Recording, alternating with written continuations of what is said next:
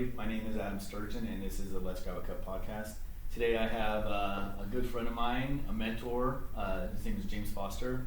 He was a police officer for 25 years, retired as a lieutenant, started his early life in the Navy and was there for about 8 years. And he actually was the POA president in the city of Long Beach, where he revamped the POA office that we sit in today, which is kind of cool. So welcome, thanks for coming on today. Thanks for having me, Adam, appreciate it. So I mean, a lot of people, especially the people that we've worked with, are really interested to hear your story.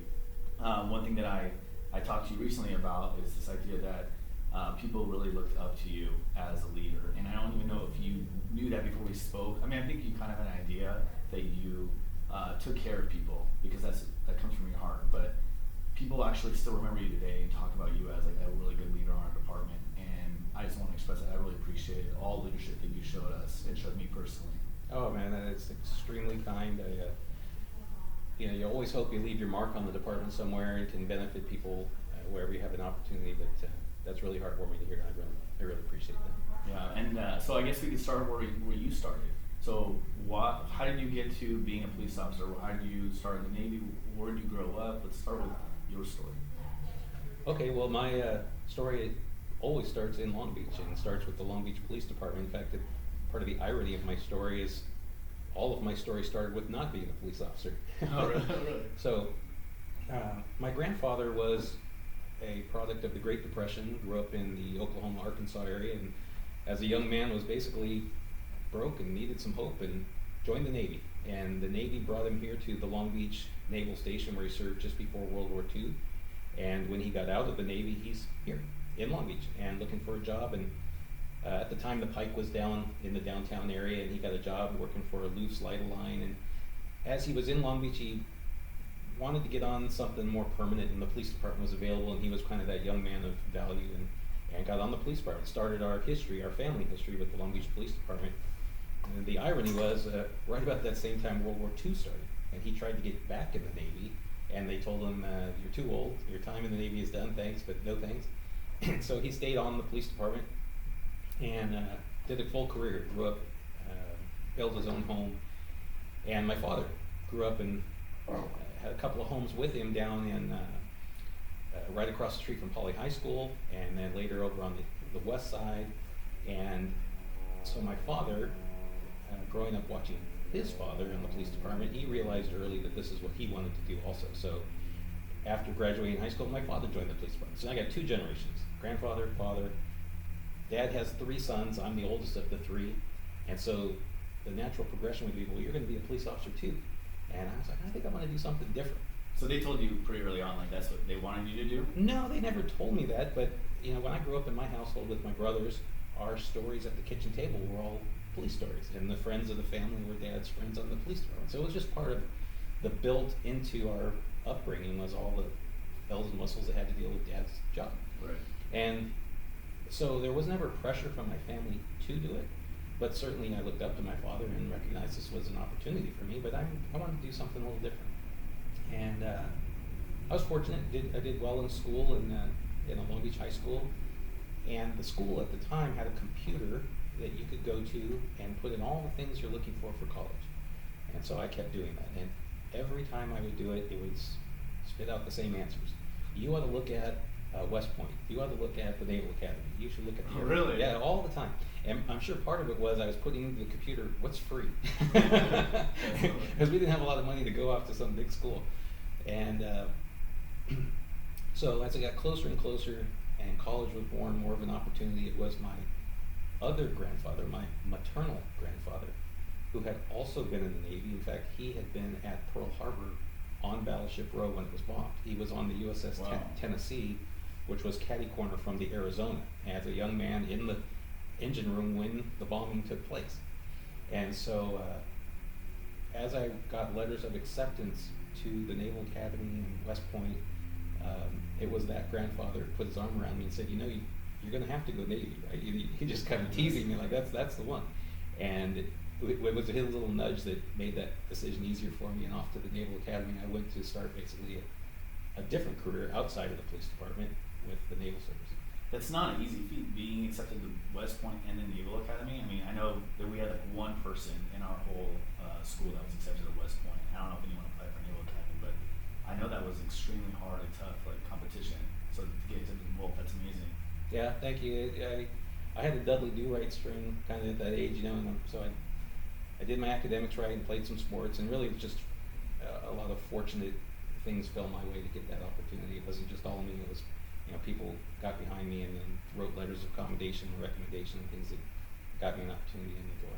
Is there anything like for people, like kids right now who are trying to do that you would say, hey, specifically get involved in certain organizations or certain things that would kind of guide you that direction? So if you're looking at a service academy, they still are looking at the whole person. So you could be a straight A student with great SAT scores, and that's not enough. And you could be on the varsity team for whatever, that's still not enough. They want to know, what do you do, not just in school, but with your spare time. So are you leading an organization somewhere else? Are you starting an organization somewhere else? Are you involved in church things? Are you philanthropy? So they just want to make sure that who they're selecting has a kind of a leadership background, and they're ready to go into the next level of leadership.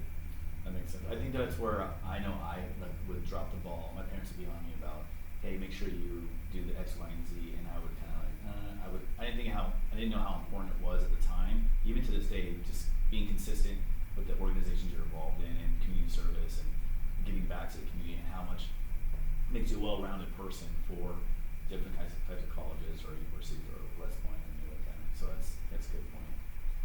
So you got into the Naval Academy. You chose the Navy. His grandpa told you. Well, I was curious. What your grandfather? How long was he a police officer? So on the paternal side, my father's side, he was on for 24 years, I believe. I got the specific dates in my phone. But just around that World War II time into the 60s, and he was a little older when he got on the police department, and did some of his time in patrol, and then spent a good chunk of time as a forgery fraud detective. At a time, if you go back historically, forgery fraud was really a major crime booming in that post-World War II time. It was, if you watch the newspaper headlines, it was a lot of the major crimes. So he was involved in all of that, and then eventually was the booking sergeant near the end of his career. Oh, really? Yeah. And then your dad came on what year? I got to check the books again. That's okay. back in like 66, 67. He came on with Helmut Schroeder. They were in the same class, yeah, That's so from way back when. All right, so you chose the Naval Academy, and you were at what, 18? Yeah, in fact, just a little bit under 18. Oh, really? Yeah. How's that experience going into? That seems like a pretty like high stress situation for a young man. So it's everything you would think it would be. It's very intense. It's your whole day, unlike another college experience where you may be a couple college classes and then some fraternal stuff. It is up in the crack of early in the morning, and it runs, especially that first year, very intense all day through all your academics. At night, there's always professional training, and it's lights out at a given time, which is almost one of the standing jokes at the academy, because when you're a freshman and it's lights out at 10 o'clock at night, that's when your flashlight comes out and you're still studying until 1 in the morning trying to catch up. Yeah. So it's for people coming in at 17, 18, you get very mature very fast, because there's no other way to survive the experience. Yeah. What kind of classes do they put you in? Is it just basic? Do you choose like a major? How does that work when you're in the Navy? Yeah, so the Naval Academy has a small group of majors to choose from. It really doesn't matter what you pick, you're going to get an engineering background regardless. So I was a liberal arts political science major, and I studied national security studies in the Soviet Union as it was collapsing. In fact, that was part of the joke, is I was studying the Soviet Union, and then the Soviet Union disappeared by the time I graduated, so I kind of was a history major, I guess. That's funny. But I took more engineering courses than I took political science. So you'll take mechanical engineering, electrical engineering, and all the sciences, and when you have time, you'll take courses for your major. So I'm just fixing some technology stuff here. No big deal. Okay, so you are starting this out. You have a pretty rigid schedule, and how big of a group are you in? Is it like I'm imagining like a platoon, or are you in a smaller group? And how does this work? Are you designated to go a certain direction based on what you score when you go in? As far as transitioning into the actual Navy? Yeah, or when you're in the, do they, because I know, from what I've heard, because I'm not in the military or wasn't in the military, when you're in these type of academies, you come out as an officer. That's Is that correct. right? So then how did they choose you to go in certain directions while you were there?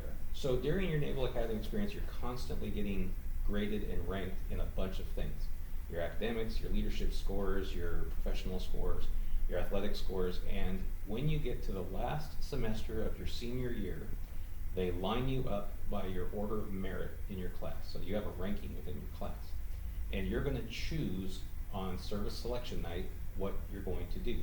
And so there's really 4 selections: surface Navy, air Navy, submarine Navy, or the Marine Corps. And you have a flavor of what you're going to do ahead of time because you've had to kind of prerequisites for some of those tracks, but you're not guaranteed until you actually walk in the door and sign on the line. So if you're going to be a surface guy like I was with Navy warships, your number is called, you went to the surface warfare room, and on the big board was all the ships in the Navy with open spots. So you would then choose, that's the ship I'm going to go on at that home port, and they take it off the board and you got selected. Now the next guy comes in and that one's been removed, so he has what's the remainder of that. Oh wow. Is it by seniority or is it by a certain type of, like you choose your ship based on what you're good at, or I'm not sure how that would work? So through the Naval Academy experience, you're learning all about warships and what they do, and some guys want to go on to things that shoot big missiles, and others want to go on things that are sneaky and do small stuff.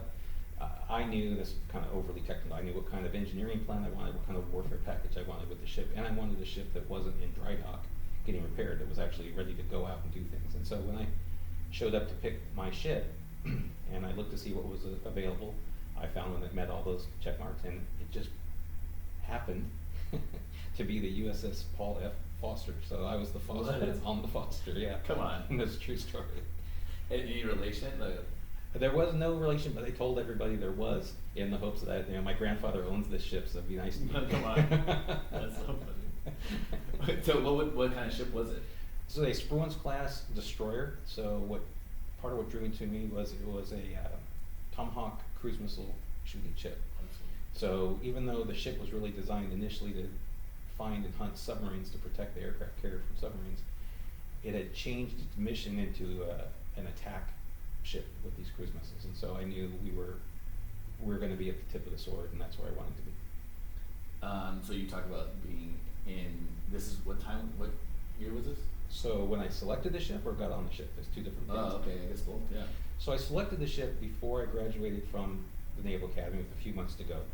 And then when you graduate, you end up going to a specialty school to learn whatever your job is going to be on that ship. And at the time I'm at that school is when Desert Storm broke out. And so I'm in contact with the ship, who is now racing across the Pacific with the USS Ranger aircraft carrier battle group to get to the war before it starts. Hadn't started yet, but they're on their way. And so they're telling me, finish your school and you're gonna get on the plane, you're gonna meet us in the Persian Gulf. And we don't know when the war's gonna start, but we're gonna be there, so hurry up and get out here. And that's about how it played out. My ship was there. The opening nights of the war fired on the opening salvos of Tomahawk cruise missiles, and I met the ship about, I gotta look at the exact numbers, something like 10 to 14 days into the war. I flew out to the war zone and got on the ship. And how do you get on to a ship in the middle of a war zone? Like, I'm just imagining, I'll have reference for it as movies, so Yeah. you're painting a picture here for me. So Yeah. how do you get onto a ship during a war zone? So I flew into Bahrain, which is a little island nation off in the Persian Gulf, and a couple buddies of mine ended up in a POW camp that was a makeshift way station for people coming in. They hadn't picked up POWs yet, they were preparing. And then as the helicopters would come in, they would ferry you out to the ship. So we were in the POW camp for about a day or a day and a half, and then the group of us going to my warship were picked up and flown out to the ship. What was that like? Like in the middle, knowing that this war is going on, and you don't see the beginning of it. You know what's happening. You're in the middle of it when you get there. Yeah, very intense. I mean, I'm 21, if that, years old. I'm immediately in charge of about 40 people in a shooting war, and about the only things I brought with me, other than a couple of uniform changes, was your gear that you needed for chemical warfare, because at that time, historically, there was a real chance, a real fear that we were going to get hit with chemical weapons. So, you know, you brought your big bags on board, and really half of those bags was just your chemical warfare gear to get there. So it was the real deal, and there was no time to, you know, be young and adventurous and enjoy the moment. It was from the second you got there, it's time to work. It's intense. So as a new guy on the ship, do they have you like learning with somebody else, or are you just automatically in charge of something? More of the latter. You've been prepared for these years of leading this group, and the senior enlisted guys on the ships really run the ship. These guys know what they're doing. They need you to help manage, organize, kind of lead the group, but they are the true professionals in running their gear and the thing on the ship. So when I got there, ironically, the captain of the ship was also changing over at the time. And the new captain and I had previously met. He had worked at the academy, I knew him. And for the first few weeks, as I'm getting my sea legs and trying to figure out, he took a liking to me, and he asked me, I need you to go somewhere for me. Okay. And he goes, there's a specific group of guys on the ship. They've had a lot of problems. The last leadership has had some difficulties, and I got to get this fixed. I don't have time to mess around. So congratulations, you're in charge of these groups of guys. Wow. Go fix this and report back to me. And off I went. What was the issue? Do you remember?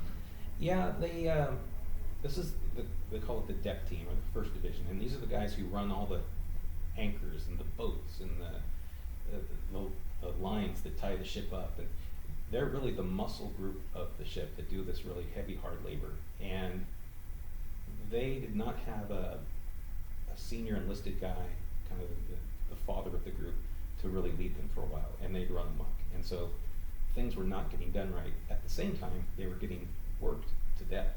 There's so much going on, and they were undervalued as far as the amount of effort they were putting in. And so they needed some morale boosting. They needed some leadership to say, we really got to do this, this is important. And they were really just dying to be led in a new direction, instead of kind of running amok in all different directions. And how are they receptive or not receptive of you coming in from the Naval Academy, as not like coming out as an officer and they've been out there? How do they is it pretty accepting? Because I know No. Yeah, I'm like, that's what I'm curious. No, these are battle hardened, bristled guys. Right. Even young men. You know, there's some 17, 18 themselves, and others are 40. And here comes this 20-something-year-old kid who knows nothing, right? Yeah, you've had the Naval Academy, but that doesn't mean anything. Yeah. I always joke with people that you can read a lot of books about swimming, but it doesn't matter until you get in the pool. Right. Now you're going to swim. And so my first job was really not to tear them apart. It was to try to find ways to get them help. And probably one of the luckiest things I got was I got a very good senior enlisted guy that joined later and was very helpful in getting this reorganized, giving them someone to respect technically. Right. And at the same time, I was working to get them training that they needed and rest when they needed. These guys were working 20, 22 hours a day, so they needed some time to exhale. I can imagine that's a challenge, like a challenge in itself, just being new on a ship and then dealing with guys who've been out there and then having that mindset of like, you haven't stepped foot in this before, and now you're trying to lead this team. So how long were you on the ship for? 4 years. On the ship for 4 years. Yeah. And was that Desert Storm the entire 4 years that you were on there, or what was going? How long was Desert Storm for when you were out there? No, Desert Storm lasted for our part of it a couple of months. The war ended while we were still there, and then we maintained the peace. And then the Navy, as part of its natural cycle, rotates deployed ships about every 6 months, and it can extend longer. Things happen, but when our normal rotation time happened, our carrier battle group with the Ranger was leaving the Persian Gulf, and the next carrier group was coming in, and we basically handed the baton off, and we started heading home. So what are you doing on the ship in the meantime? Like when it's not wartime, what are you doing with the ship? You're constantly training. Really? Just nonstop. Okay, so you end and are you docked out here in Long Beach, or were you somewhere else? No, we were in Long Beach, so we eventually make our way through Hong Kong and then Hawaii and then back to Long Beach, and we're home ported there. When you come back, you basically get a week or two to kind of get everybody some time off, and then you're back into your training cycle again for the next time you're going. And the normal warship training cycle at that time was you you leave on Monday morning and you go out and train off of Southern California or whatever, and then you come back Friday afternoon, so you're gone all week. It's pretty intense. I remember at the time, my wife at the time, on one of the years, I think I was home, like slept at home, 24, 25 days of a year, of one of the years. The rest of it, we were out. Are you serious? Yeah, you're married to the Navy. Yeah, I can imagine like how that works out with family and stuff. It's very tough. So, and did you decide to, that after the 4 years that you were done, or what made you decide to transition out of the Navy? So it was a couple of quick factors. One, the Navy was drawing down in size. So we were going from Reagan's large Navy to the more economy structured Navy, and opportunities were kind of shrinking. And my next rotation billet was probably going to be to some land-based billet, and I wanted to be in the fighting Navy, not the academic Navy. Right. But at the same time, I had seen a couple of my shipmates had children while they were at sea, and they weren't there for the birth. And other families had passed away, and they weren't there for that. And so while the Navy was shrinking and the enemy was almost non-existent, like we had blown everybody out, there was nobody else to fight, my eyes were open, like, is there anything else to do? And I'm listening to the stories of my father and brothers and what they're doing here at the police department, and they're making a difference.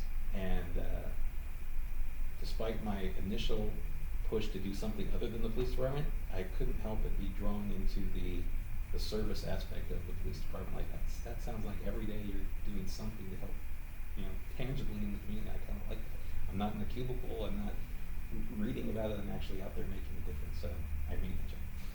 Did you start the police department right after you got out immediately, or was it some type of transition thing? There was a few months of delay because you just, the academy only starts when the academy starts. And so I think I got out of the Navy in March or April, and then I joined into the academy in October of '94. So I didn't know that. I knew you said you're the oldest, but your brothers actually started here before you. Both, yeah. Interesting. So did you feel like you were looking up to them when they were here, like for guidance, or was it you were still like the older brother? Well, no, I looked up to them. I appreciated and respected what they were doing. And one of the tangible moments for me was in the Navy, flying off the warship for a briefing, long story there, but when I showed up on land and turned on the TV, I was watching the riots. And my father and brother were involved in trying to get some order out of the chaos there. And so I respected the fact that what they were doing was very difficult to do, even if they were my younger siblings. Right. We may have wrestled as kids, but as adults, I knew that what they were doing had a lot of value, and I wanted to be part of that. So that wasn't obviously 91, 92 that was happening.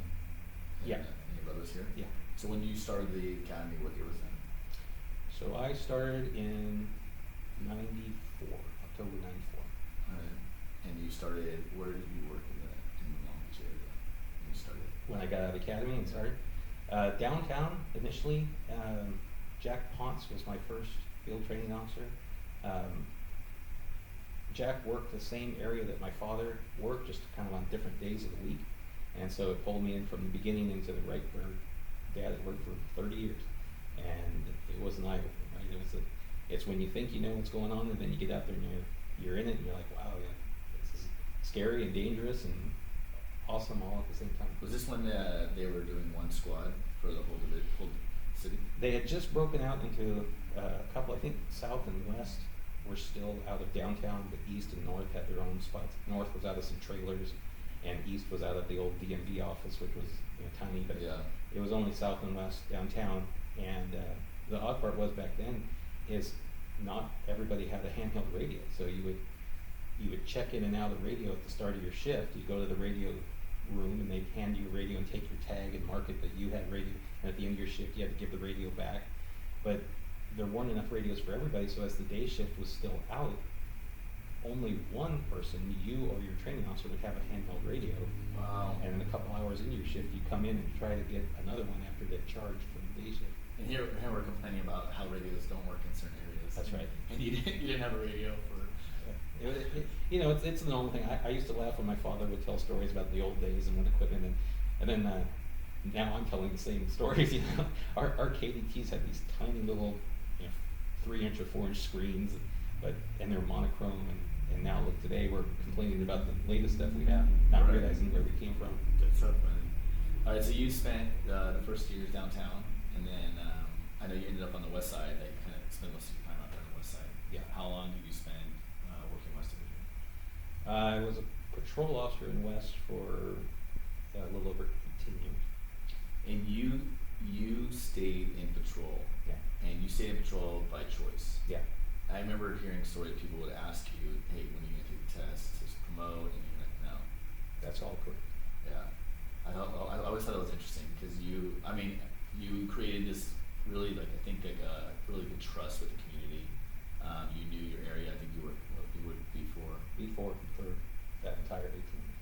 Yeah, I think that's, I don't really surround people that do that same thing. I think that it's really commendable just to choose that, because people are always looking out. I talked about this the other day. People are always looking out for, like, what's next? Like, where am I going to next? What's my next job? What am I going to promote next?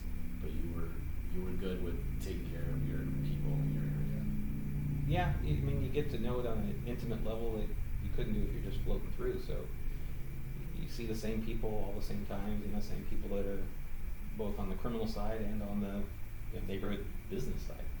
And I liked going to work where I thought I knew the community so well that you could take the temperature of it and like something's not right. You just have that sixth sense feeling that today things don't feel right, and that builds your ability to actually solve crimes in the community because you knew that you had to be prepared as opposed to it surprising you. It kind of goes back to the old school days where people used to walk their beat, like the small little blocks, walk the block, reviewed everybody in the neighborhood. Yeah. And I know that we do get used to the people that we see every day. Like, we see the same people every day, same businesses, same criminals really every day. So you kind of know, like, hey, what's this guy up to? Because I know I arrested him last week and he did this. Now he's kind of being hinky. I'm gonna go talk to him, see what's going on. And having that trust or that understanding of your community is huge. Person moving around. So what did you learn most about being in patrol? So you, as you're well aware, you mature as you're a cop. You go in with a lot of fire and a cape on, and you're going to solve the world's problems because you know right from wrong, and you start to realize over time that everybody you're dealing with has a story, and everybody's got troubles, and you start to realize how blessed you are from the experiences you had with your parents in school and things, and I think that's part of the shattering the glass ceiling for me, was going into homes that were so broken and such a mess, and you're wondering how in the world does anybody survive out of this other than to get involved in more trouble. And then the frustration starts to sit in, because then you want to fix that, and you can't fix every problem with everybody on there. And so I was really blessed to have a mentor and a guy named Mike Ham. And Mike had worked that beat for a long time and had a very mature understanding of what your role should be. And your role is to make sure that you're fighting crime, especially violent crime, felony crime, and helping people. Mike was big on taking the time to talk to people and talk to them not like you're some kind of an academic, but just talk. Right. And so that turned out to be really some of the best times of my career, was not necessarily fighting the crime part, but taking the time to take a few minutes to talk to somebody who was into dope crazy or prostitution crazy or whatever, and just get their story. Like, how in the world did we get here? Do you feel like that it took you a while to get to that point, or did you have that right off the bat when you started? Like that, did you have that openness to be able to talk to people right away, or did you have to learn it over time? No, you learn it over time. It's developed. It's a maturing process that all the cops go through, and then part of the tough part of our business is that it's so negative, it's so brutal. What you're dealing with, the worst parts of humanity on their worst days, and you're doing that every day. Right. And it becomes almost a natural defense mechanism for people to become very negative and very bitter, and an us and them.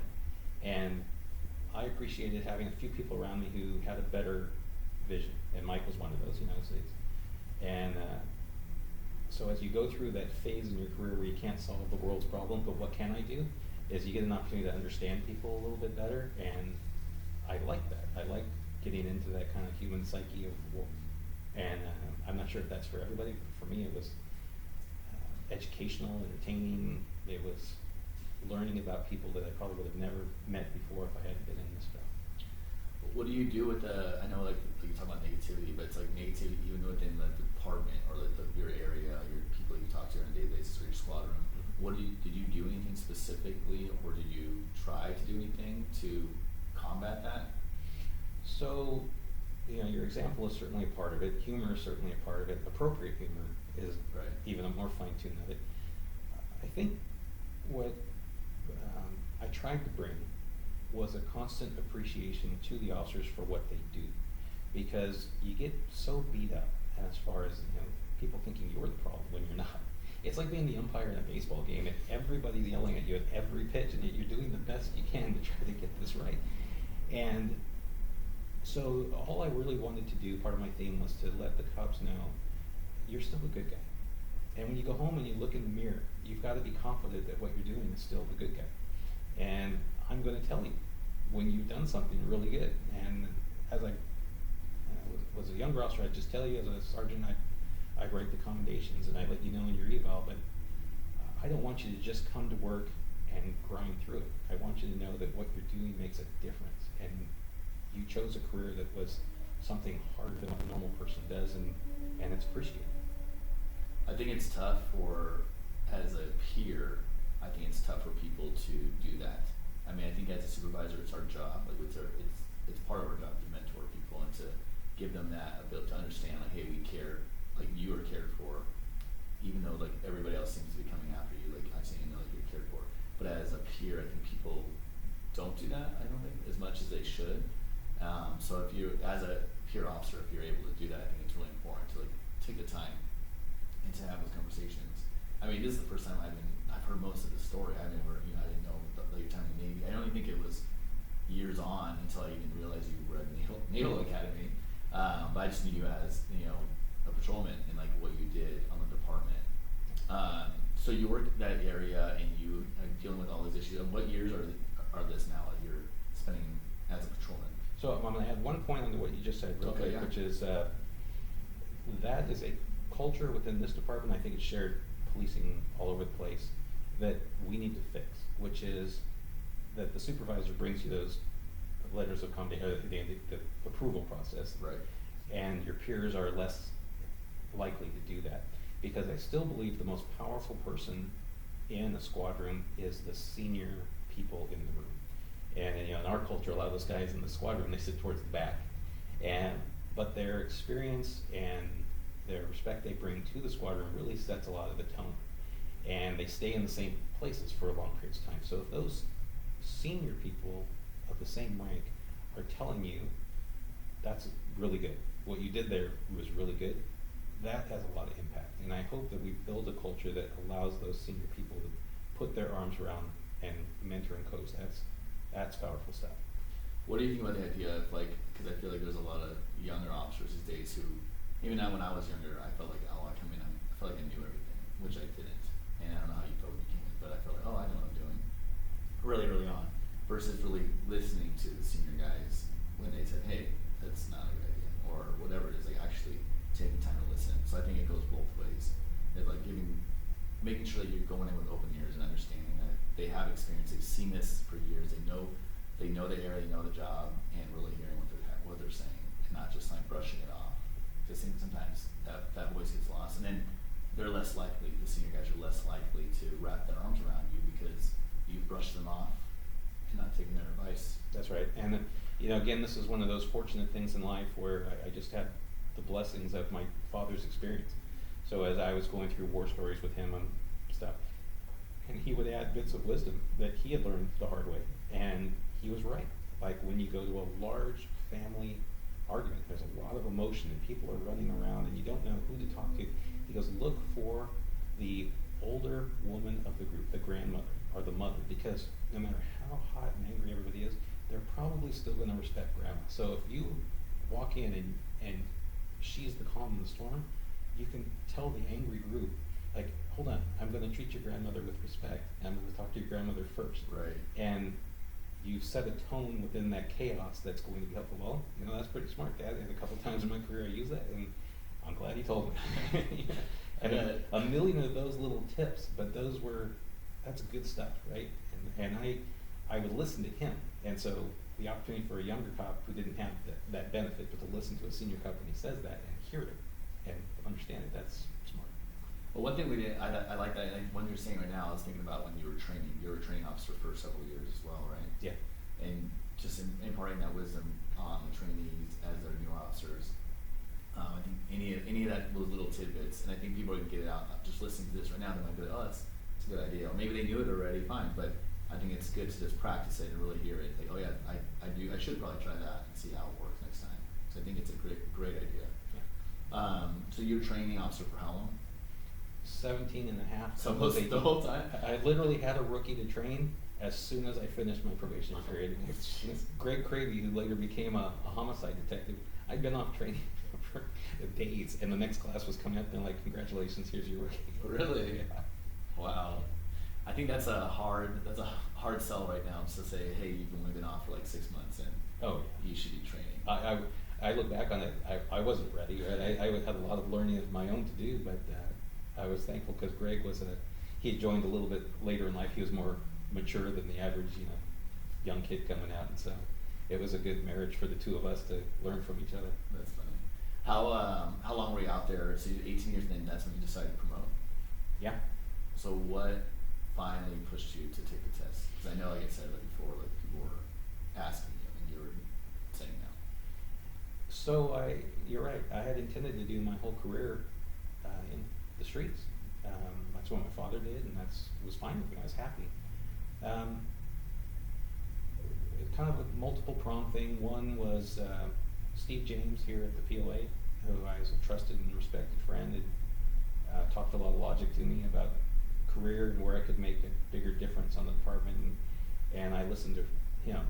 It was the pushings of some peers of, we need some good sergeants right now, we think you could be one, could you promote? And then on a personal level, painful, like many of our peers, I was going through marital difficulties and divorce, and it was time for really kind of a Control-Alt-Delete, start over, and this was the right time to do it. So I kind of, against my own natural belief system for years, was, maybe I need to do something a little refresh and start over as a new position. I think a lot of us sometimes need a restart. I think that's important, and maybe seeing a different side of policing, what you were doing, and mentorship. So where did you end up when you were promoted? As far as where did I go to work? Yeah, where did you end up? Did you obviously stay in patrol? Yeah. Did you stay on the west side, or did you switch around? So I stayed by chance on the west side, and as most new sergeants do, I went to graveyard, which was my first real bite at graveyard after 18 years in day shift. And so, it's a different perspective, a different lens to look through at night, and exhausting. And I did a few months there and bounced around a little bit until I landed in East Division days, where I did most of my sergeant time. Did this switch, did the reset help you navigate your personal life as well, or did it give you that sense of the restart that you needed? Yeah, but it was a process. It wasn't like an overnight experience. Graveyard, for anybody who's worked it, is tough on the body. It's just physically and mentally draining to work graveyard. And so I look back on that period more as it was a fog. You're kind of grinding through the days more than you are enjoying it.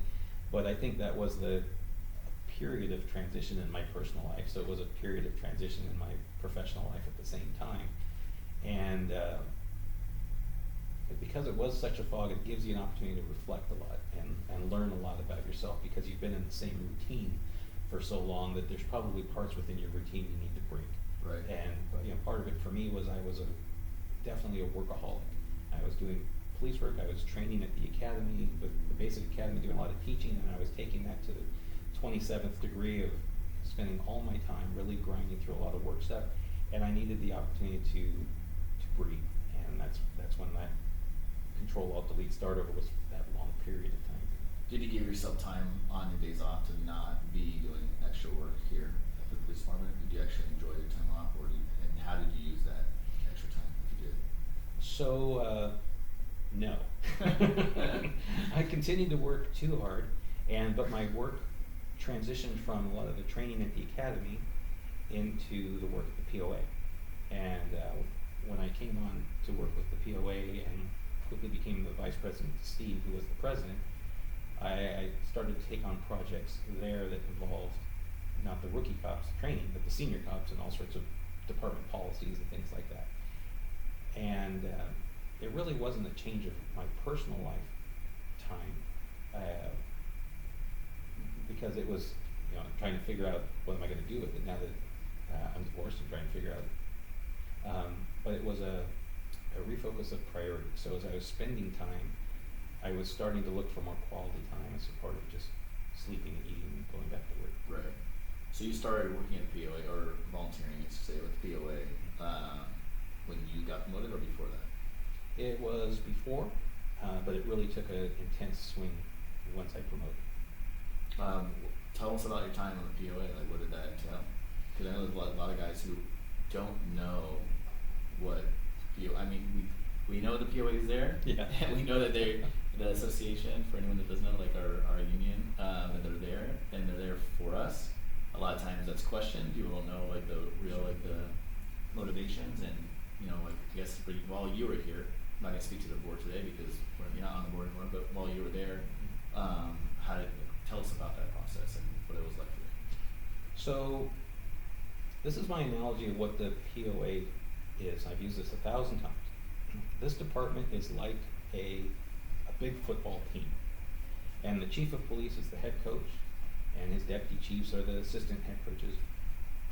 The players, the people actually in the game, the officers, sergeants, and some of the lieutenants, they're playing the game, and they elect their team captains, and the team captains are the POA, and the POA president, the quarterback, and this whole process, this team wins when the players and the coaches are all on the same page. And I've shown pictures of why did the Patriots succeed, whether you like them or don't like them, they succeeded. Well, they were on the same, they all wanted to win, and they're going to do what they got to do to make that relationship work.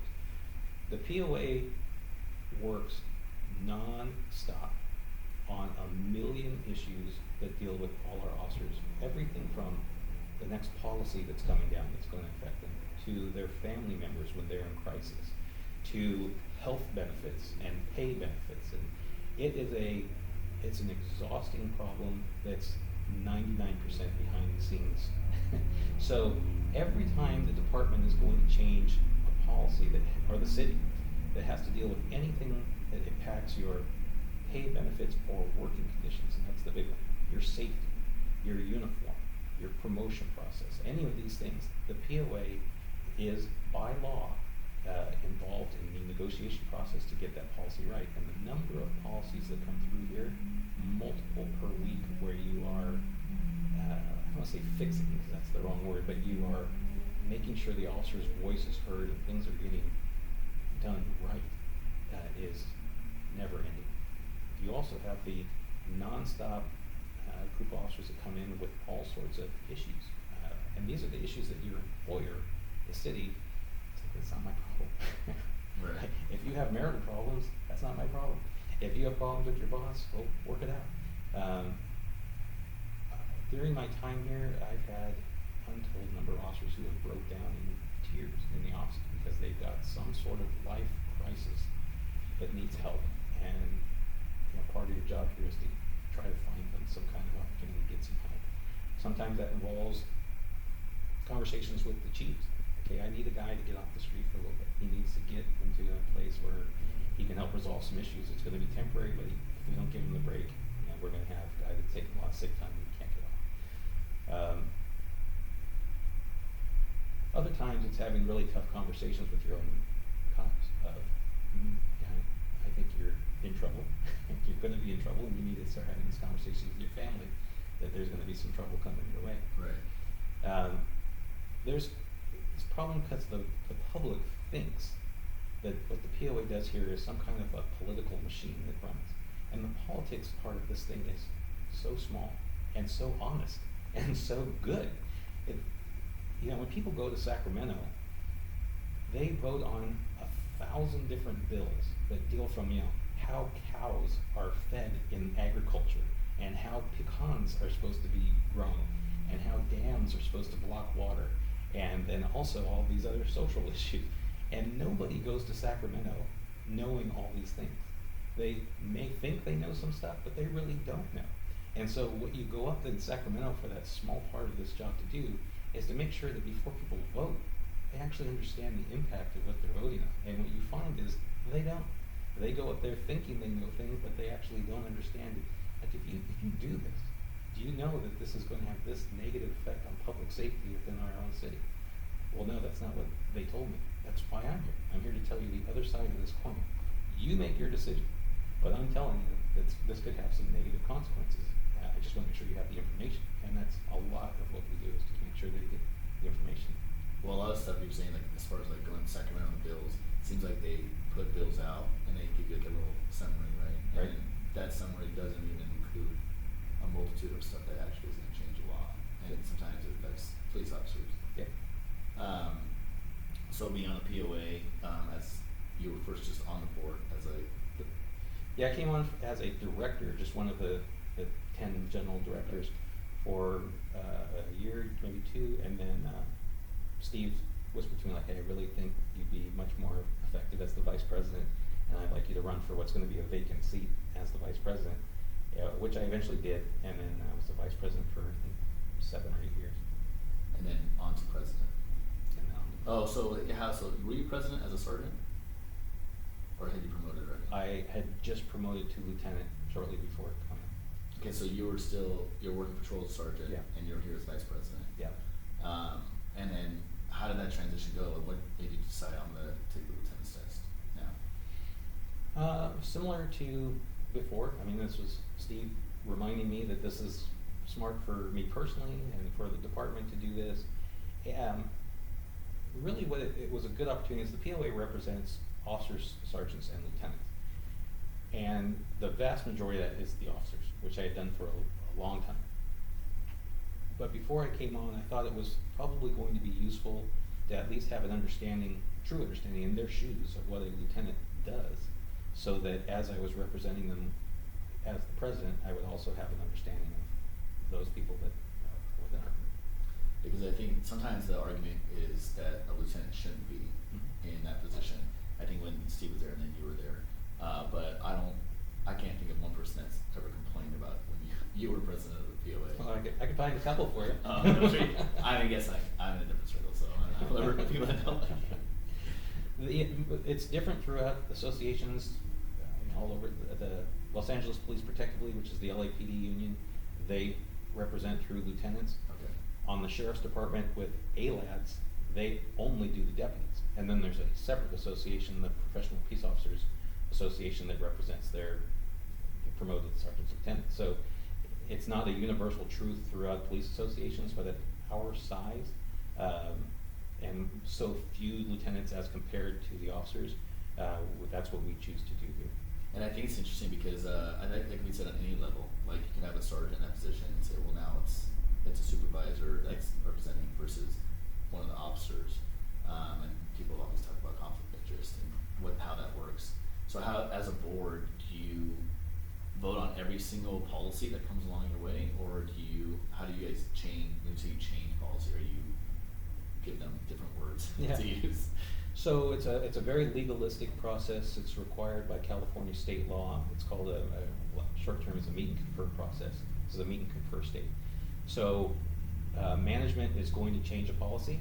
They have to notify you in advance, we're going to change this. The chief has said this is where we're going to go. And they have to sit down with you and, I'm going to use a roundabout word, negotiate this term. So when you look at the department manual, this big fat book of rules, you see one big book of the department manual. What I see is hundreds of individual contracts signed between management and labor. We've signed off on these contracts. Now there will be times when we don't agree, and I'm a no and you're a yes, and there's a legal process by which the department can say, we've met all the requirements to try to negotiate with you, and now we're going to impose it. And with that comes a lot of other things that can happen. But the vast majority, 99 percentile, is we have gone back and forth negotiating what the terms of this new contract policy change are going to be. And we've come to an agreement where I can live with it, my people can live with it, management's good with it, we're good. So when you look at things, a really technical one was the body camera policy, which was new for us and very complicated and had a lot of political ramifications with the community and what are we going to do. And I got to be honest, the first one that came through, and this has been years ago now, when I first saw it was problematic. It was had a lot of vague language, which was too vague. It left an opportunity where the department thought it was doing the right thing, but the public could look at it and say, well, you didn't follow your own policy because it wasn't specific enough. And I didn't want to get into arguments with the public over what we were really trying to do. And so there was a lot of time looking at other agencies' policies to try to get ours specific so that we could make sure the public knew we were doing the right thing, and at the same time make sure our officers knew exactly what was expected of them as it started.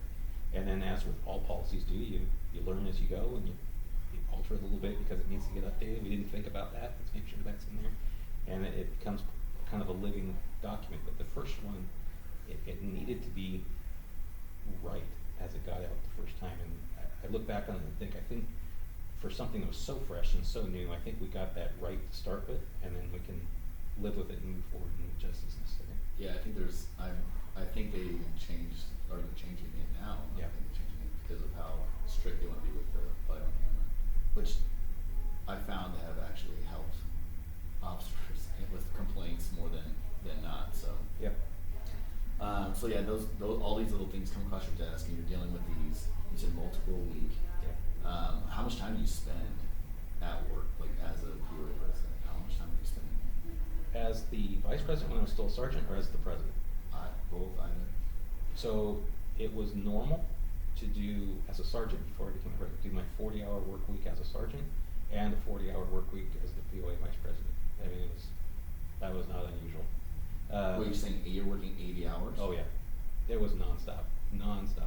Even when you're home, you're constantly working, and your phone is constantly working, and you know that you're a conduit for information that's trying to get to the POA president for whatever thing. So yeah, I was very busy. Then when you become the POA president, it's all day, every day. There is no rest. No, it's all day, every day. How did that affect you when you're not working, or you're trying to take time off or spend time with your family? So I'm not sure what that word is, that time off thing. I'm not Okay. sure. That sounds like fun. It's hard. I was very blessed around that same time to meet a really wonderful lady who I've since married. We've been married for 6 years now, and life is great. You know, but we dated for 4 or 5 years because it was tough. Right? I'm working so hard, and she's working very hard in her profession, and I think life probably would have been much easier personally if the time was more available for those kind of personal life, because Right. you're so invested in your work life and solving everybody else's problems that when you come home you're exhausted. And it's really part of what I've mentioned to the current POA president many times is if I had a regret, it's that you, despite the pulls of the job, you have got to find time with your family, your kids, because when you look back on this, when you're an old person, you know, you're in your 90s looking back, you don't want to regret sacrificing family time for work time. There's always stuff that's going to be happening. You'll never do it all.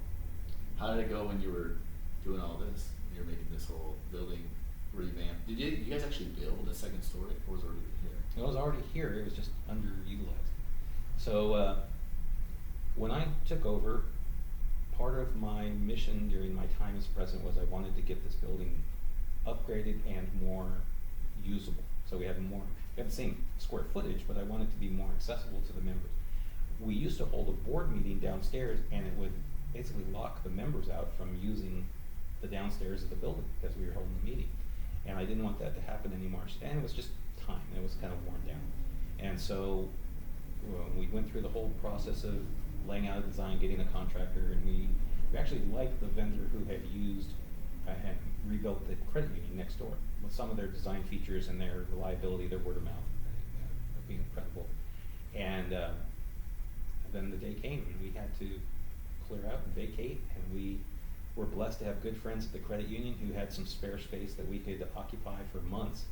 Yeah, I think I met you over there. Yeah. Kind of a funny design, but it's nice to have good neighbors who will help you out. And, you know, it took half a year plus to get this place at least to a point we could move back in. And even now, they're still adding some little things here and there. We just got the memorial wall for our fallen officers finished a couple months ago.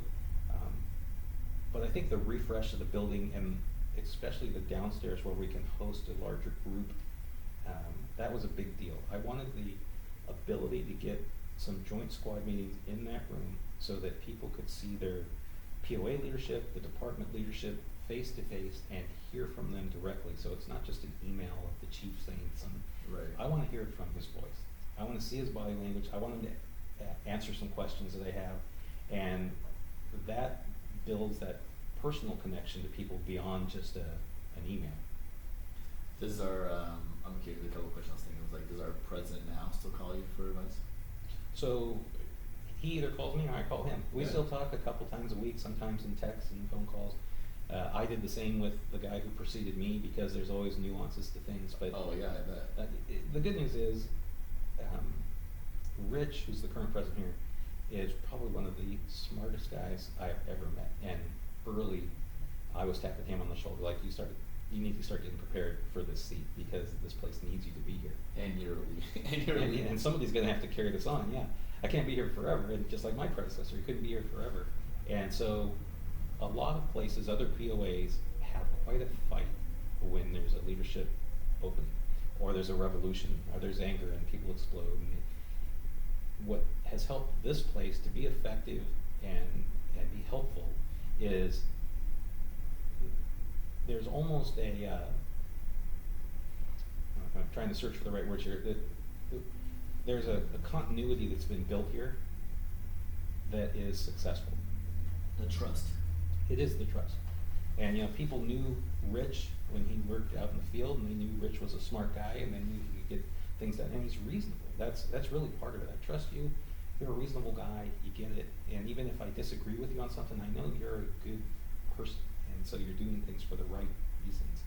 And I've seen in other associations where there's interruption, and really the only guy they want in there is someone who's going to slam his fist down on the table and scream at people and get on the news about how angry he is at everything. And my experience has been that those guys very rarely get anything done. They actually feel good, but they don't get anything done. And so to have Rich here, who when crisis hits, when there is an officer who's been seriously hurt, when there is a real anger within the department that needs to get properly corrected, that he is a guy who's very level-headed and reasonable and can converse on an adult level with the chief, the politicians, his own membership, the public. He's that guy. Well, one thing I'll say about both of you is that anytime I've reached out, and I can't speak for everyone reaching out to you, but I assume it's for everybody, that I've reached out to you or him, there's always a response. Like if you take time out of your day to call back or text back or whatever it is, and to have the conversations, even if they're hard conversations, have the conversations and explain what's going on. Because I think a lot of people are they either don't have the relationships with you, and I've had relationships with both you and him, so it's maybe a little different for me. But I think people maybe like, well, I'm not going to text him. Hey, you ask him a question because you know him. But I think if any officer were to reach out, you would, and maybe not right now, you want to turn off. But if for Rich, I think he would definitely respond and talk to you. Have the time for you. So I appreciate that. I think any president. I mean, I didn't really have that type of relationship with Steve, but any president's been here has shown that. So hopefully that continues with our department. Well, it's really one of the fears of the job, and if it's me, Steve, or Rich, we've all had it. People are bringing you their problems. To them, it's the biggest thing going on. It's a big deal. And if you have 800 cops, you really have 800 big deals going on. Right. And you always fear, it's really one of the driving fears of you're going to let somebody down. And inevitably, you will. There's just so much going on. At some point, you're going to let somebody down who their issue was the biggest issue in their world. And those really hurt. Right? You really hurt when you let somebody down, and sometimes there's just nothing else you can do about it. You either haven't met their expectations, which may have been unrealistic in the start, or got swamped with other work, and I didn't get back to you at the speed that I needed to. I didn't do it the way you wanted it done. And you can have 1,000 successes. It's the one miss that you always remember occurs. Well, it's not even just that. It's like you have that one miss, but that one miss is that guy going to the squad room and talking about, hey, you didn't get back to him, or didn't do something, or didn't answer his question, or whatever it is. And so now, that's maybe someone else that doesn't know you has that perception of you. So, like, but knowing that your heart is in the right place, even if you make a mistake, it's all about like what you're really feeling. You know, it's being content. That's what right. your intent is. And I think that's why you end up having this understanding of politicians that's different than a lot of the public, because the public loves to beat up on the politicians, and sometimes when you get to know them, you find at least some of them are really working hard trying to do the right thing. Some of them aren't. But it doesn't matter, they're all getting beat up. And some of it's such unfair criticism. And now when you finally get into this leadership seat here, and you do get a lot of unfair criticism, but that's, again, every day you're putting chips in the bank, and you hope when these things happen in the squadron happens that there's enough people in the squadron who are like, I know that guy. And, like we have to give a second chance. Yeah. That comes up a couple times. Like I've had, conversations in squad where like someone will say, hey, I heard someone told me this happened in their squad room. They said this happened. And I'm like, okay, well, none of us were there. Like, I hear what you're saying. None of us were there. Let's just think about the fact that we didn't hear the actual words come out of their mouth. So we can't judge them based on someone. It's like hearsay. You can't judge them based on someone else's story that you weren't there for. well, this is why they make TV shows off of cops. Right? They don't do it on a lot of other professions, but they love cops because it's all drama. There's a lot of soap opera that goes on here. It's like a high school around here. It's like nonsense. Oh my goodness. Okay, so you spent 25 years doing this. What would you say, looking back on it? I feel like I know the answer. What would you say is your favorite? What was your favorite time? Oh, certainly working patrol back in the B car. People in command have laughed before that when they tell their stories at their retirement, they never tell it about the exciting meeting they went to. Yeah. They tell it about their days in a patrol car and making a difference with somebody on a crime issue. So even now when I talk to my kids or something else about a police story, it's always about the patrol. Is there any police story that comes to mind, like something that stands out? Sure. We all have our gory crime stories, and so as a sergeant, there was one. It was once in a lifetime.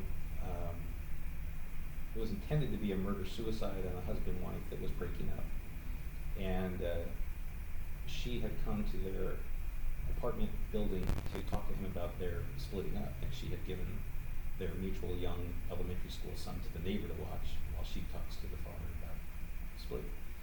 And the neighbor eventually calls us because it's like, I haven't heard from her. I don't know where she is. I still got her kid, and something really funky's going on in there. And long story short, when the officers kick the door open because there's some signs of bad things happening, right inside the front door is the husband who has taken a butcher knife and disemboweled himself. And he's still there with the butcher knife, threatening the officers as they're coming in the door, as he's throwing parts of his intestines at the officers. And so a couple of the officers have to struggle with him and disarm him and hold him, while others are stepping over him to get to where the wife is, who's been murdered in the back. And so now you have really a three-part catastrophe. You have a vicious murder. You have a suspect who is in the worst state of physical health that you're going to need to get some Charles Manson murder scene. And you have the emotional impact of this young kid who is going to need some support because he's lost both his parents. One's going to prison forever, and one is deceased. And that was such a tough incident for a lot of reasons. One of my coworker friends, ended up losing his job out of it because of the emotional impact out of it. It was too much. The trauma was overwhelming, and it ended up being a career-ending event. And then it wasn't but a few weeks later, we had a murder-suicide of a young mother who was going through postpartum depression, who killed her infants after that, and then killed herself over the infant. And so some of the same people involved in that original are now on this one. And it can't help but impact you of the things the public really never knows. Do you understand the craziness that these officers see, the impact on them emotionally? I mean, it'll tear your your heart out on either one of these things, and yet the same people are doing this day in and day out. And how can you not take this home? And how do you repress all of that sorrow and human misery? And anyway, as people ask me that question through my career, is, do you remember one thing? I remember the tremendous pride I felt in the officers working those scenes and how professional they were to do some incredibly difficult work and wake up the next day, start over and do it again. Just, this is why I love the people who I'm imagining this whole scene while you explain it, and I'm thinking about the officers, like what kind of, I guess, support the officers would have had leading the scene. I mean, obviously we have certain things we do for the family and for the people involved, the child, obviously they're gonna have to deal with the system now, I'm sure, so they're going with family members. But the officers leading these two scenes, and you said one officer, there was a career-ending event. Well, the second incident was a second officer lost his career. So we have 2 officers and 2 events. When you say lost, like they chose to leave, or I don't know if you even want to get into the specifics, but I wouldn't say they chose to leave as much as it's an honest conversation we have to have with ourselves and our officers, that they are seeing and doing things that the only equivalent is soldiers in combat. And we're not soldiers, this is a Right. connection with the community, but they're seeing violence at such a level that most people never see. And when you connect it to the emotional parts of children, and you connect it to the emotional impacts of your own personal life and where the dots connect for you personally, because both of the officers we lost here were both, great human beings, physically fit. These are tough people, emotionally and physically. But for reasons that are personal to them, it was very impactful. So much so that it was detrimental to them coming back and being effective police officers for the next Future, incident that yeah. might be very similar. And so, while I don't want to say they didn't quit, they didn't resign, they just had to have an honest conversation where I can't honestly come back and be successful at this job, help my peers and the public. I'm going to need to find some other kind of employment because I've reached my cup's full. is there anything that the department did, or maybe the association did for them to help them? So the association, Or even any of the other officers on these scenes? yeah. I don't remember at the time if we were doing anything specifically with the department. So the department did things called critical incident debriefs, and they bring in the department psychologist to hold a kind of a roundtable conversation and make sure everybody can kind of get it out. But the short answer is that's not enough, and we could tell that wasn't enough.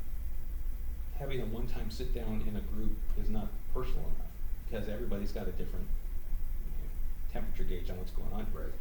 The POA years ago recognized that we needed something different outside of the city mainstream, and that's why we have Dr. Klein, who himself was a Long Beach police officer, who understands the culture of cops, and have had him available for many years. And I will tell you, having worked in this building where Dr. Klein's at, he is, and has been for decades, fantastic. Fantastic.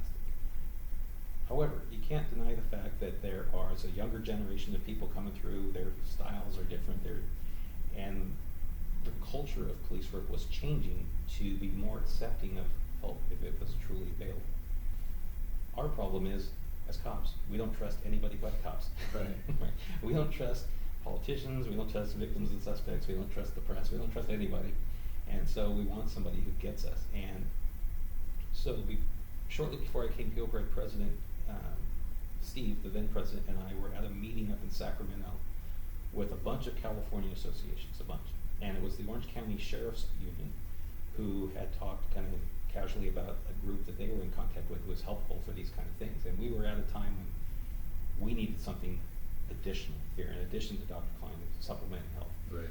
And that's when the Counseling Team International came to our door. We did all of our work at the association. We then brought them to contact with the chief. The chief's in a tough spot because he's getting City Hall HR that's telling him, here's where we want to go. They don't know these outside vendors. Why would we spend money when we have our own in-house stuff? And so the union gets involved in the fight of saying, hold on, right? Your service, while there, is just a check in the box. I've got people who will actually make a difference. And so for a period of time, the POA paid the bill, not the city. Oh, really? We paid the bill. When we got people who needed help, an opportunity to go get help. And it was they're coming back and reaffirming that we think this is an opportunity for us that's not a replacement of Dr. Klein, but a supplement, a different opportunity. Some people like vanilla, some people like strawberry, you know, this was going to be helpful.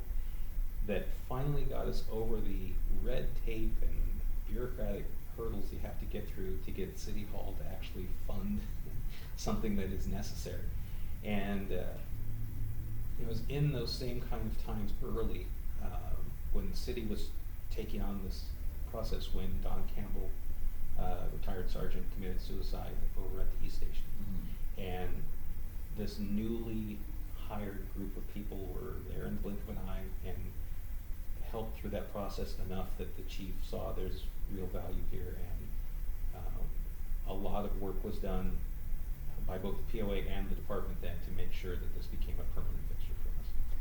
So it's interesting. I didn't know that the CTI was around before that. Yeah. I think that's when we started hearing about it, when the department took over, probably. The POA found them, POA vetted them, POA helped get the city connected with them, POA funded them until finally it was accepted and part of our mainstream. That's really great. Like I mean, I view CTI. I think, you know, you said some people like chocolate, some people like vanilla, but even then, there's a multitude of therapists in CTI that you can, if you don't connect with one, you can find another one in that group that you can connect with. Yep. But I think the problem, even still today, the stigma is calling the number, just calling the number, not knowing, I know it's confidential, but calling the number because people are still like, I don't want to talk to anyone, I can handle it on my own, and I don't think it's not, you know, they think it is, the department's behind it, I don't trust the trust. Sure. Until they do it. Yep. So it's funny, I was having this conversation earlier today. One of the hardest things to move is culture, just your vibe and your culture. And when this new opportunity arises, the only thing that will make it available and used is if other officers are telling their peers it's safe, it's effective, it's okay. Right. Right. That's what makes it. And we knew that coming in. If they come in and they bomb in the first few people, you'll never see us again. Right. And so we've been fortunate where there's been a couple guys, including big time guys, SWAT guys, who have come out and said, I've been through some crazy stuff and I needed to talk to somebody, and I felt something positive coming from this group. Well, that word of mouth from people who are credible, really has value for them. Yeah, and when I was going through stuff, like we said Rich earlier, Rich and the other people on the department were like, hey, you might want to check this out. Look, I've used it. Maybe you should check it out. And it wasn't like the first time they said it. They wasn't like, oh yeah, I'm like, okay, I'll sign up for it. Yeah. But it was talking over and over again and like, okay, beginning to build that trust. Like, okay, I trust you, so I'll call them. So this is part of the culture that's still part of the problem. We are professional fixers.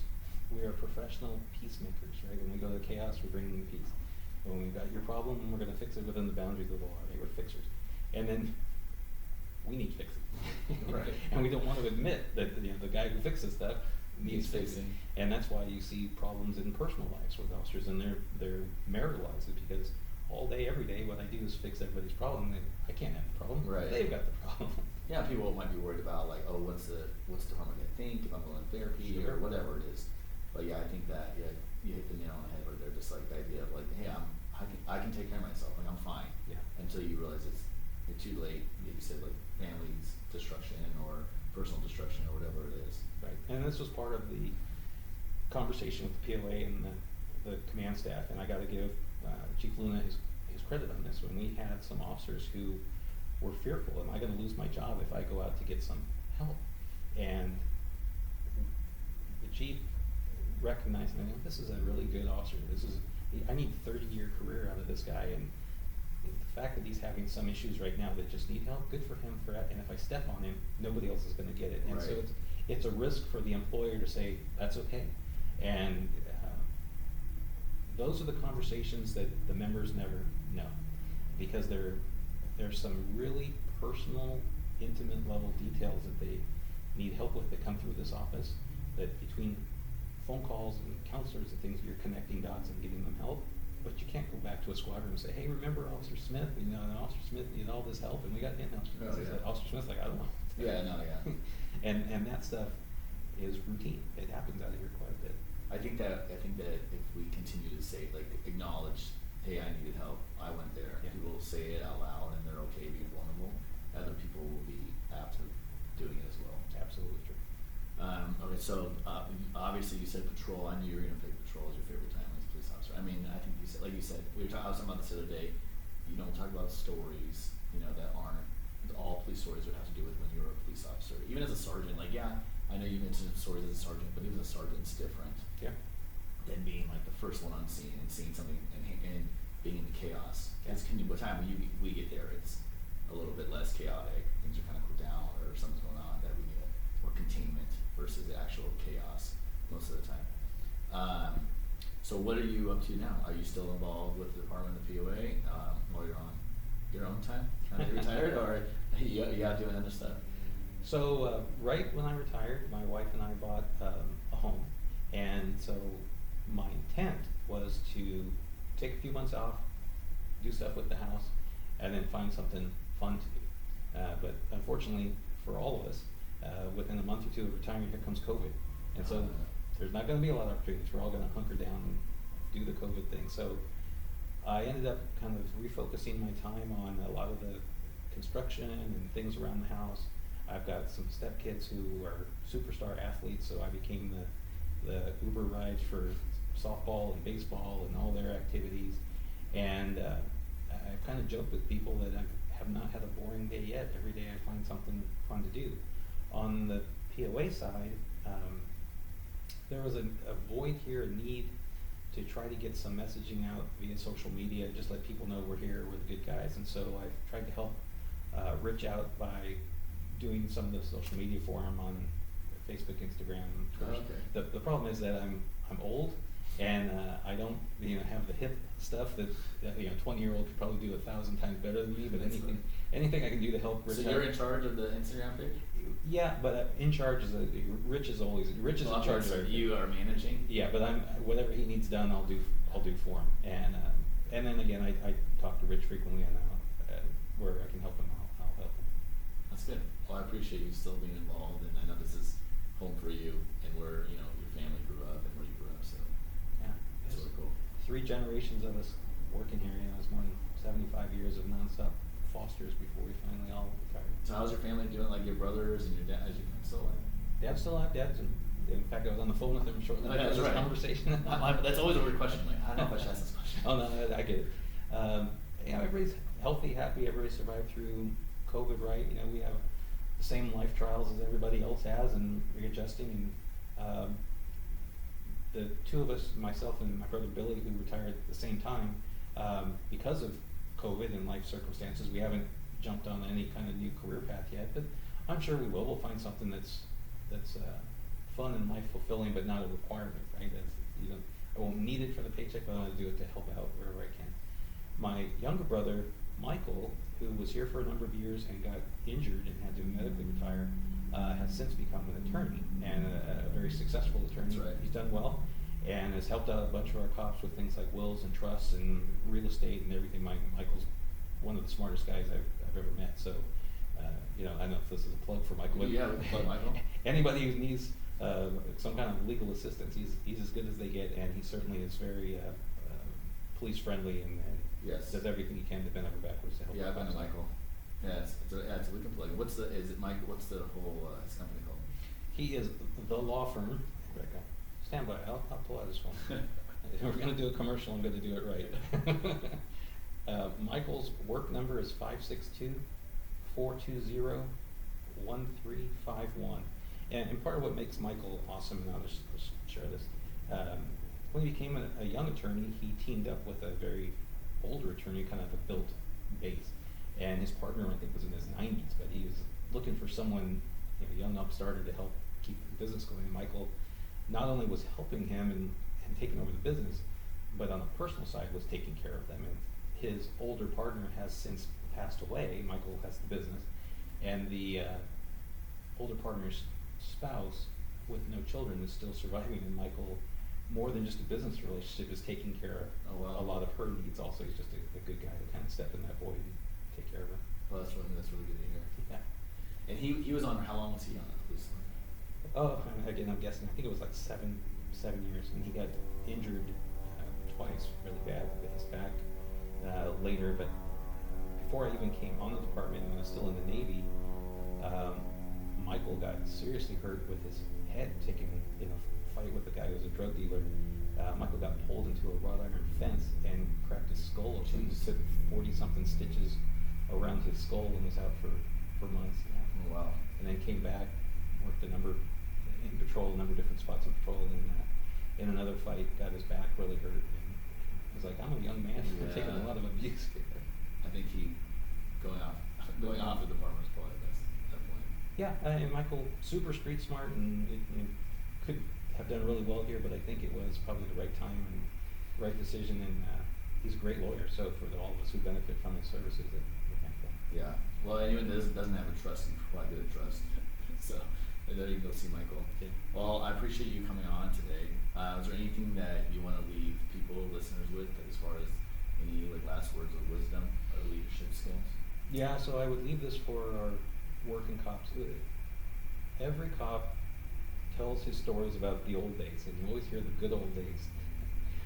There is nobody in this business who can ever say they've done more, worked harder through tougher circumstances than the cops who've been working on the streets in the last 2 years.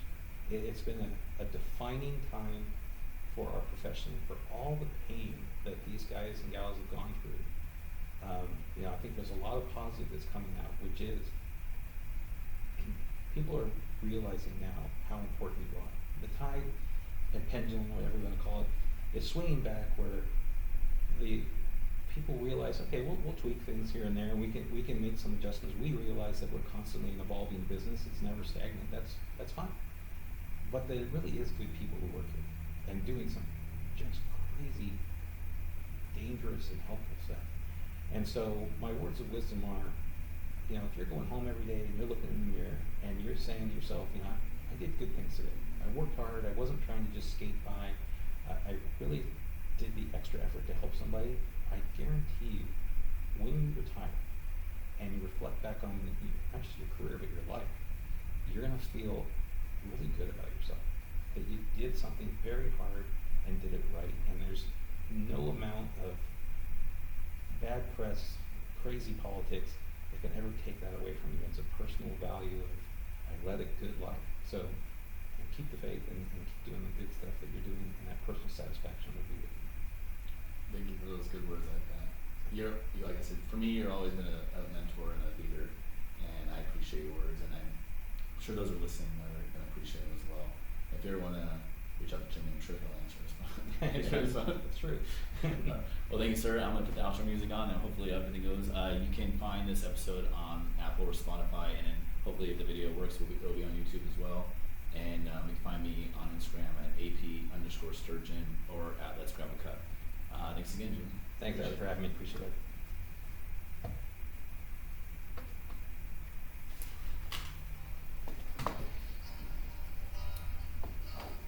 Is this the Ron Burgundy moment? Are we on camera doing the? Yeah, we'll be on the camera. I'll edit it. I can take this out. It is fine. I've done it where people are still talking afterwards, and I'm like, oh, we're still live, so I tried to turn it off just in case. I'm like, I don't know. This is all new. I appreciate it, man. Yeah, I'm good. I'm thankful. Hopefully you enjoyed it. Oh yeah. Look, I laugh. Some people are gun shy with a microphone, and I'm like, all right, here we go. You're used to it. Game on.